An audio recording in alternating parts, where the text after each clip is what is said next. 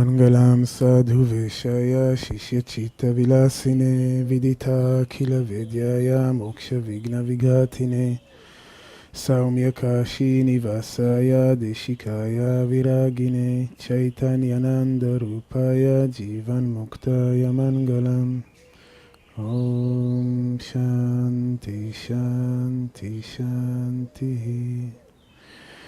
Om Apyayantu Mamangani Vak Pranashchakshu Shrotramato Balamindriyani Cha Sarvani Sarvam Brahma Upanishadam Maham Brahma Nirakuryam Mama Brahma Nirakarot Anirakaranastu Anirakaraname astu Tadatmani nirate Ya Upanishadsu dharmaste mai santu Te mai santu Om Shanti Shanti Shanti Shri Sadguru Maharaj Ki Jai.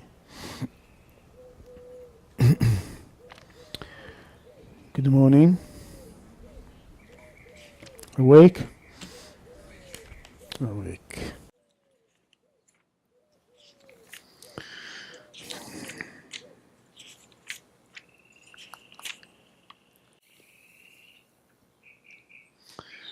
Yesterday we have seen the third mantra. Natatra chakshur gacchati navak gacchati no manaha. The teacher is telling the student that the senses, the mind, the body cannot comprehend Brahman, cannot comprehend the ultimate. And therefore, teachers have difficulty to speak about it. How can you speak about something which is not an object? How can you how can you talk about something which has no dimensions? And therefore, Shankara is saying in the introduction to the fourth mantra, the contingency of the total denial of any process of instruction having arising from the text, we do not know Brahman, and hence we are not aware of any process of instructing about it. An exception to this is being stated in the next verse. True it is that one cannot impart knowledge about the highest with the help of such means of valid knowledge as the evidence of the senses, but the knowledge can be produced with the help of traditional authority. Therefore, traditional authority is being quoted for the sake of imparting instruction about it. Shankara is telling us that because the text is showing us, is demonstrating that the truth cannot be comprehended with the senses, cannot be verbalized with words, cannot be thought of by the mind, somebody may imagine that there is no way to impart knowledge about it. People may think that, okay, it is beyond our grasp, beyond our comprehension, then there is no way to talk about it, there is no way to relate to it. We have to give up. He says because of this, now the Upanishad is bringing in another means of knowledge. In Sanskrit, the word for means of valid knowledge is called pramana. Pramana means means for valid knowledge. We have different ways to gather valid knowledge. One of them is inference. For example, suppose you look at a hill and you see smoke emanating from the hill.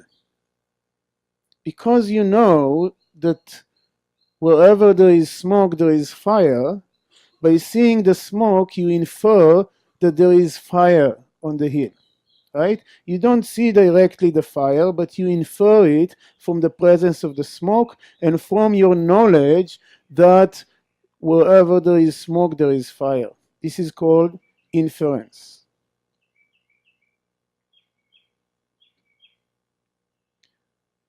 Another means of knowledge is direct perception. If I see a person, this is by itself a proof of the presence of the person, right? When you go to the court and you say, I saw it with my own eyes, it is being taken as a proof. It is accepted as a means of valid knowledge. In this way, the Vedanta is having 6 different pramanas. We don't have the time to go into them. It's not necessary. But Vedanta is accepting 6 different pramanas, 6 different means of valid knowledge. Now, here, we are denying most of them.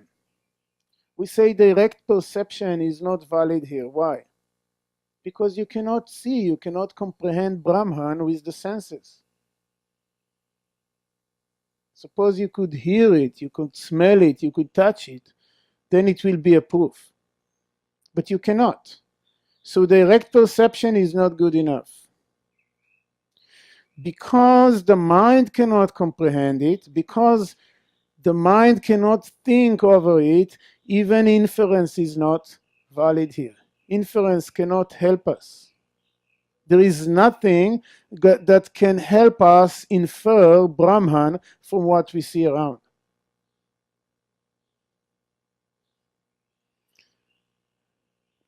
But Shankara is telling us that there is still a way, there is still a pramana, there is still a means of valid knowledge that can help us here. And this is authoritative testimony. Or how, he call it traditional authority. Traditional authority. It is called here, Shankara is calling it agama. Agama, or sometimes it is called also shabda. Traditional authority means that there are people who have the direct knowledge of Brahman in this case. In other cases, it may be other type of knowledge. And these people, because they know it directly, we can use their testimony and accept it as a means for valid knowledge. Suppose you want to go to India and you have never been there. Actually, many people send me emails, write to me, oh, I'm coming to India for the first time. Can you please tell us a little bit where to go, what to do, and all this? Why do they contact me and not somebody else? Because I live in India. So in going to India, I can be traditional authority to this matter. In the sense, just because I'm there, so I know I can give them the knowledge, and they can take it as a means for valid knowledge. In the same manner, if there is a person who has realized Brahman directly, that person's testimony is considered to be as a means for valid knowledge. And this is what the next mantra is about. Let us chant it together first. Anya Deva Tadviditad Ato Aviditadadhi Iti Shushruma Purvesham Yenastad vyacha chakshire anyat eva tad viditad ato aviditad adhi.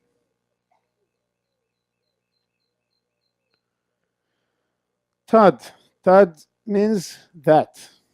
That we said when the Upanishads talking about that, it refers to Brahman, to the ultimate. So that anyat eva viditad is different from the known. Brahman is different than what is known. What is known? Objects are known. Things are known. Ideas are known. Everything which has a definition, which has a limitation, which has a border, a boundary, can be known by somebody. Brahman is different from that. Ato aviditad adhi. But that Brahman is not only different from the known, it is also different from the unknown. Okay, the unknown refers to the primordial ignorance. Somebody may think if Brahman is different than the known, then simply Brahman is unknown. And what we have to do with the unknown? We have to find it out, right? We have to find out the unknown. So it is something that we need to achieve. It is something we need to grasp. And this is what we have talked about yesterday morning, right? Brahman is not something that needs to be obtained, that needs to be known. It is different from the known and also different from the unknown. It says it is above the unknown. Adhi means above.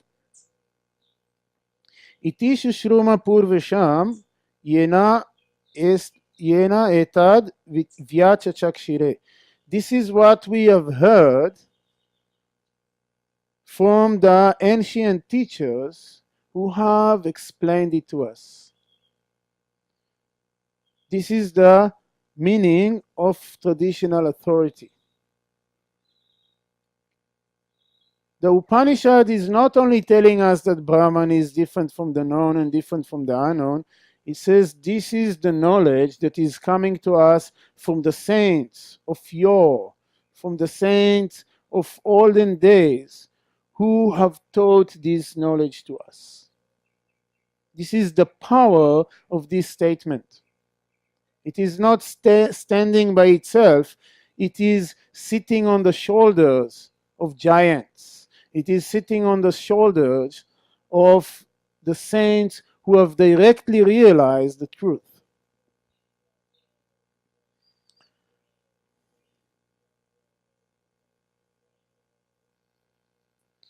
Now Shankara says, for nothing other than one's own self can possibly be different from the known and the unknown. And this is a very important point. If Brahman is different than the known and also different from the unknown, then what is left? What is it? Is there anything left? If you remove the known and the unknown, what is left? What is left is the knower. You see this point? If you deny the known and the unknown, what is left is the knower. The knower, is the knower the known? No. You see, I know this book, so I'm the knower and the book is the known. So I am not the book. In a similar manner, even the unknown is unknown to whom? To me. So I am different from that. Therefore, when we say that Brahman is different from the known and different from the unknown, it means that Brahman is the self. You see? That pure consciousness, which is the ground of being, which is at the basis of everything, is none different than my own self. I am Brahman. Aham Brahmasmi. This is the statement of the Upanishads. I am Brahman. I am that absolute reality. And this is the significance of this mantra. What happens when people try to describe Brahman, to talk about Brahman and explain it? The next mantra is telling us. Let us chant it first. Yadvacha nabhyuditam yena vag abhyudyate tadeva brahma tvam vidhi nedam yadidam upasate. Yadvacha nabhyuditam yena vag abhyudyate. That which is not uttered by speech. Yad vacha, vacha means speech.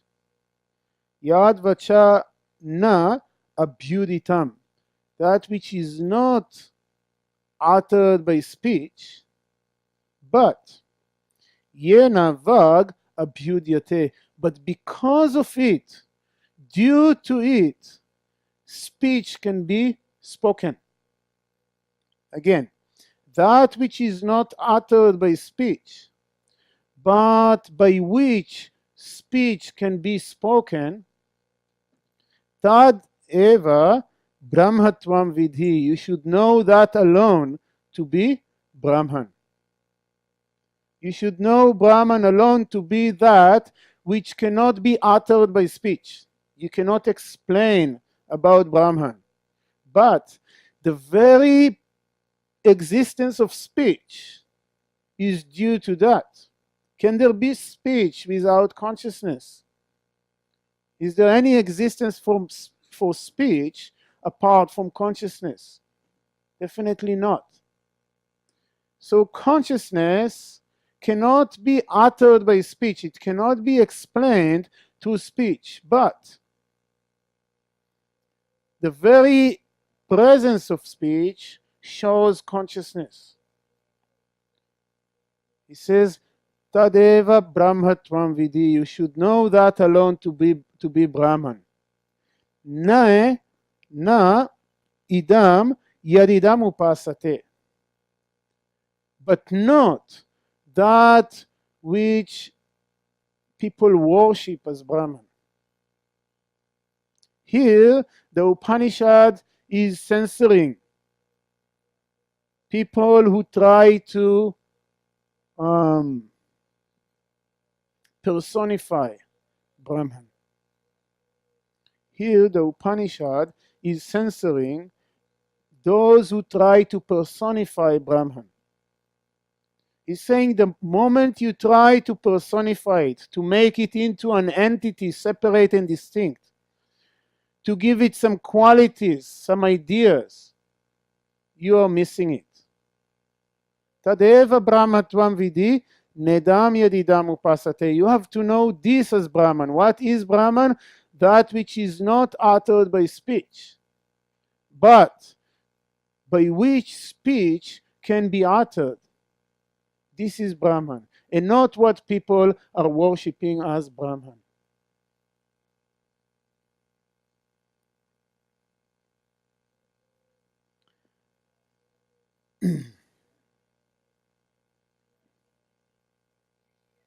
Something I wanted to say and I lost the train of thought. Yeah, who is Ishvara? You are Ishvara. No? Yeah. So who is Ishvara? Okay, so let's try to put a little bit order into it.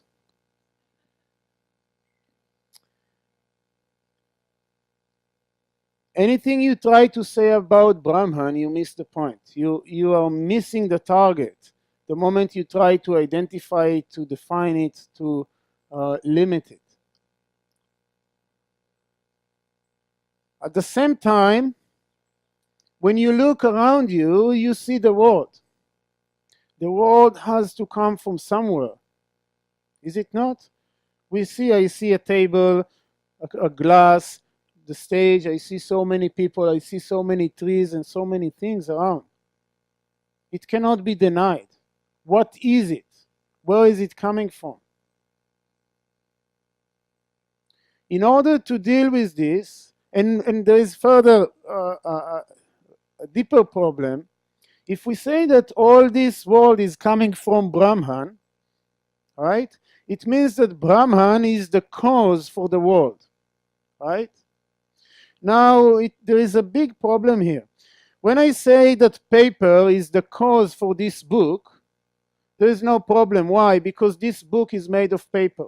It has the same quality. Just as I can burn paper, I can also burn this book. The same weight that paper has, this book has. Right? There is nothing out of the way in the book which is not present in the paper. The paper is the cause for the book, right? And therefore we see the paper within the book. When we talk about Brahman as the cause from the world, for the world, there is nothing of the kind. The world is perishable, Brahman is imperishable. The world is temporary, the Brahman is eternal. The world is multiple, there is dualistic, whereas Brahman is non-dual. How can something which is completely opposite produce the world? It cannot. So how can you create the relationship of cause and effect between the world and Brahman? And if you say that Brahman is not the cause for the world, then the world is outside Brahman, and therefore Brahman is no more Brahman. I'm sorry, a little bit mind juggling, but this is the logic. We have a problem here when we try to identify the cause of this world as Brahman. Is it something I said that everybody is going? I'm joking. It's okay. So we have this problem, and the Vedanta philosophy is solving this problem by dividing Brahman into two. We have Nirguna Brahman, and we have Saguna Brahman, or Sopadika Saguna Brahman. This is the complete name, Sopadika Saguna Brahman. That which is the ultimate reality, which is the ultimate truth, which is beyond all concept, about which we are trying to speak now, and we cannot say anything about it, is called Nirguna Brahman. Brahman without any qualities. Okay? It is the truth. It is the ultimate truth. There is nothing beyond it. There is nothing to say about it. But for the sake of discussion, seeing around us all this world, we also assume another aspect of Brahman, so to say, which is Brahman with qualities. You have heard the word Maya, probably. Maya is the elusive power of Brahman. What is the meaning of the elusive power of Brahman? It's not something separate and distinct from Brahman. Just as fire has an intrinsic power of heat within it, heat is intrinsic to fire. In the same manner, Brahman, being the absolute, has this intrinsic power of manifestation. Manifestation is the expression of that Brahman. When Brahman appears as manifested, it is being called Saguna Brahman, Brahman with qualities, or Sopadika Saguna Brahman, Brahman with gunas which has upadhis, has some limiting adjuncts, which I'm not going to elaborate now. Now, ultimately, there is only Nirguna Brahman. There is no such a thing as Saguna Brahman. It is ultimately an illusion. This is only the power of Maya that creates this illusion. But our experience is pointing out to this. Sopadika Nirguna Brahman is Ishvara. Sopadika Nirguna Brahman is Ishvara. What is Ishvara? Ishvara is Brahman. But it is Brahman as manifested as all this. Ishvara, or what we call God, is that pure consciousness as perceived to all these multiple phenomena. Okay? But this is not our subject now. So I want to go back.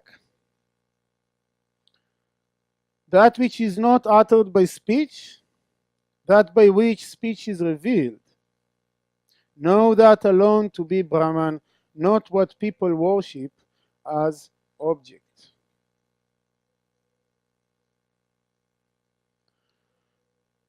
Now, what is that speech? Is speech is something that we do with the mouth?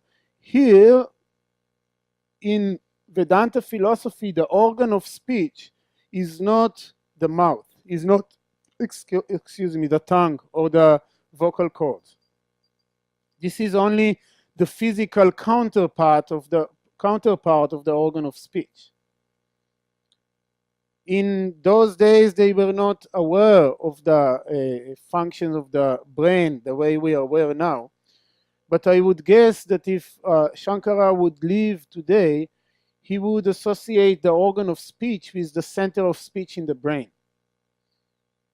In the Upanishad, it is said, that by which one speaks in dream is speech. So what is speech? You see, when you are dreaming, you are also speaking. But in your dream, what is speaking is not the mouth, is not the tongue, and is not the vocal cords. What is speaking in your dream is your own mind. So that which is responsible for speech, I would say within the brain, this is the organ of speech. Okay, just I wanted to elucidate. I found it interesting because we keep talking about the senses. We keep talking about the organs. The eye doesn't mean this ball of flesh, because this ball of flesh in itself is inert. It doesn't have any power of perception. The power of perception is inside, and this is only the instrument. Just as when you write a letter, you don't imagine that the pen is the writer of the letter. You are writing the letter, right? The pen is just an instrument in your hand. In that manner, all the senses are not the physical counterparts. When we talk about it, you have to remember, we will come back to it later on when we tell the beautiful story that is coming in the third part of this Upanishad. Now the sixth mantra. Actually, the next four mantras are quite similar to this one. We will see. Here we were talking about speech. Now the next mantra is speaking about the mind. The following mantra will speak about the eye, the ear, And then the last mantra will speak about the organ of smell. But we will read just this mantra and then we skip the others just because of time restriction.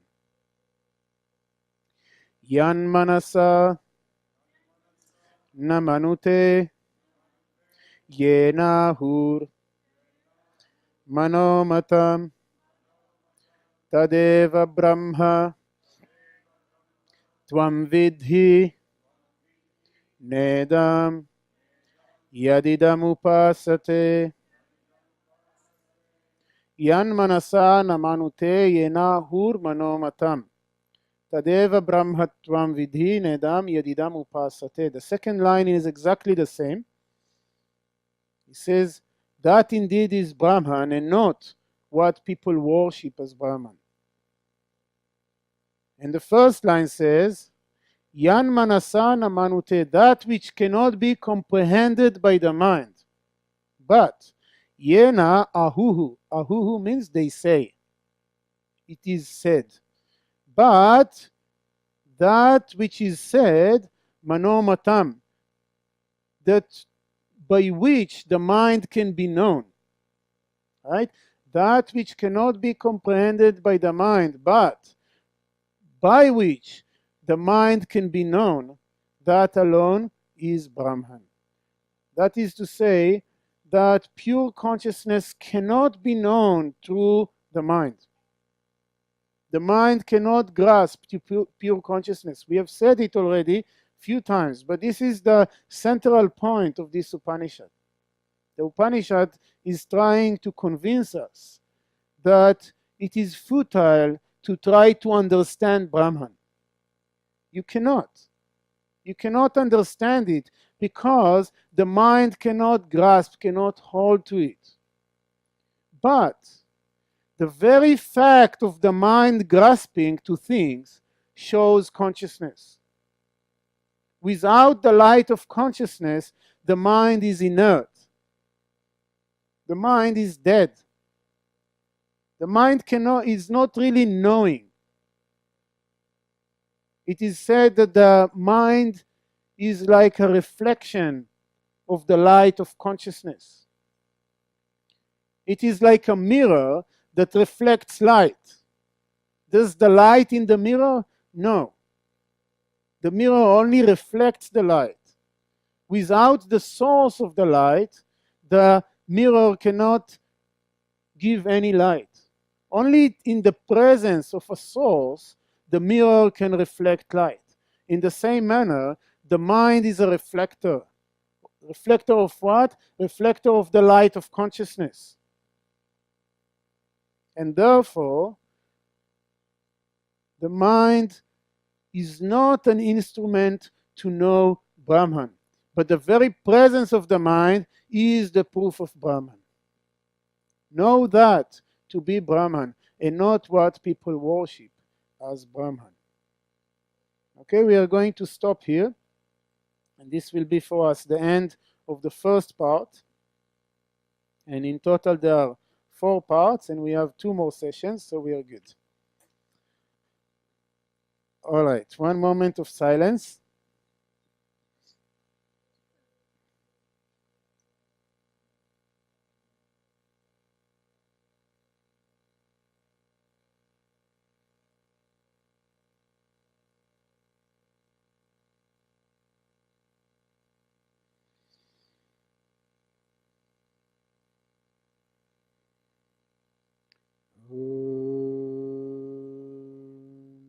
Purnamada Purnamidam Purnat Purnamudachyate Purnasya Purnamadaya Purnameva Vashishyate. Om Shanti Shanti Shanti. Shri Sadguru Maharaj Ki Jai.